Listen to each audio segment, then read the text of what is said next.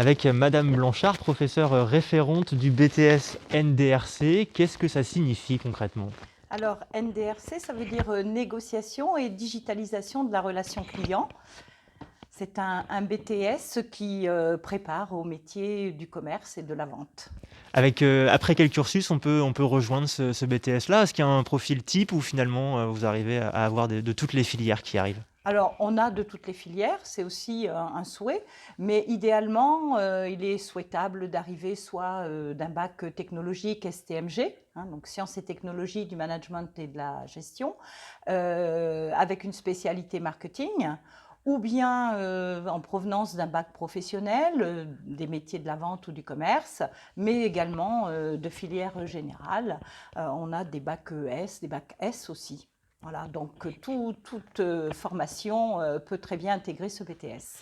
Je crois par contre qu'il y a un mot qui vous tient à cœur, ce sont les qualités à avoir. Quelles qualités il faut avoir pour être inscrit à ce BTS? Tout à fait. Alors, effectivement, c'est surtout les savoir-être sur lesquels j'insisterai parce que les savoir-faire, on les acquiert en formation, mais il y a vraiment des qualités personnelles qui sont indispensables pour réussir dans ce métier.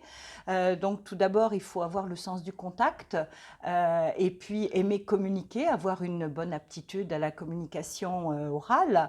Le titulaire du BTS NDRC va être en contact direct avec les clients. Donc, il va être amené à gérer la relation client du début jusqu'à la fin, de la prospection jusqu'à la fidélisation. Donc, il faut véritablement être capable de communiquer. Ensuite, il faut du dynamisme, il faut de la disponibilité, il faut aussi de l'autonomie, hein, parce que le titulaire de ce BTS, eh bien, il va gérer son emploi du temps, il va être en contact direct avec le client et donc assurer les ventes. Donc, il faut être aussi très organisé pour planifier notamment, par exemple, ses tournées de prospection, planifier ses rendez-vous, être aussi très rigoureux.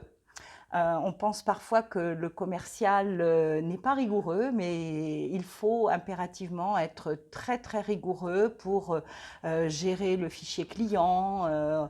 Le commercial est amené à récolter un certain nombre d'informations sur son client et donc il faut savoir stocker toutes ces informations et les retrouver pour les exploiter en temps utile.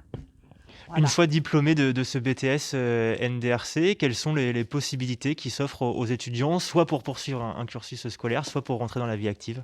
Alors effectivement, il y a deux possibilités. Certains vont privilégier le monde professionnel. Les études, c'est pas fait pour eux, donc ils peuvent très bien rentrer dans la vie active, intégrer des postes de commerciaux, de vendeurs, de représentants, d'assistants de commerciaux, ou bien ils peuvent poursuivre des études sur des licences professionnelles dans différents domaines, comme par exemple la banque, l'assurance, l'immobilier, une autre licence comme par exemple le management des activités commerciales, qui sont des licences qui vont plutôt préparer à des métiers de manager, des métiers d'encadrement, donc des métiers à responsabilité.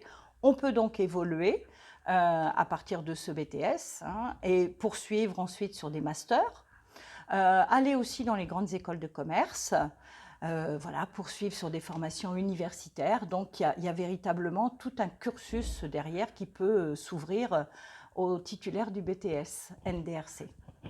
Merci Mme Blanchard de nous avoir présenté ce BTS NDRC. Pour vous qui êtes de l'autre côté de l'écran, si vous voulez plus d'informations sur cette filière, on aura aussi des témoignages des étudiants qui sont actuellement sur ce BTS NDRC.